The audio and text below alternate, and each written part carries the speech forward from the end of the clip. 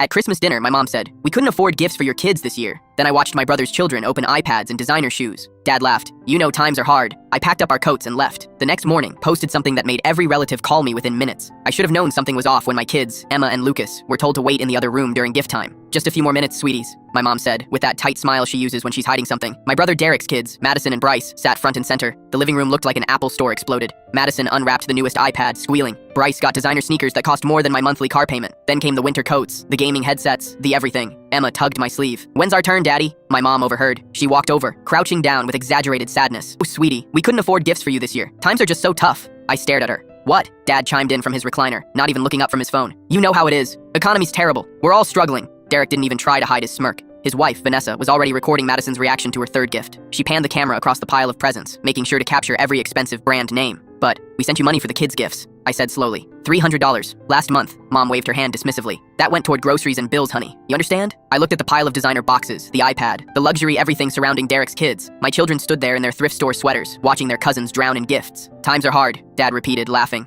"Can't spread it around equally when money's tight. You get it." Something inside me went ice cold. I stood up, grabbed Emma and Lucas's hands. "Get your coats. You're leaving?" Mom's voice went shrill. "We haven't even had dinner." "Yeah, we're done here." Derek finally looked up. "Don't be so sensitive. Kids don't even remember this stuff." I didn't respond. I just walked out. The drive home was silent except for Lucas asking why Santa forgot them. Emma stared out the window, unusually quiet. I didn't have an answer that wouldn't break his heart further. That night, after putting the kids to bed, I sat at my computer. I opened Facebook and started typing. I didn't tag anyone. Didn't need to. This Christmas, I learned that "we can't afford gifts" actually means we don't value your children equally. I also learned that the $300 I sent specifically for my kids' Christmas gifts makes excellent iPad money for the favorite grandchildren. Watching my children stand empty-handed while their cousins opened thousands in presents taught them a valuable lesson about family. Thanks for that. I attached a photo, the family group shot from earlier that evening. Derek's kids surrounded by their mountain of gifts, my kids standing off to the side, holding nothing. I hit post and went to bed. By 6 a.m., my phone was exploding. Mom was first. "Delete that right now." Then Derek. "You're making us look bad on purpose." Dad's text was just, "Call me." Aunts, uncles, cousins, all messaging.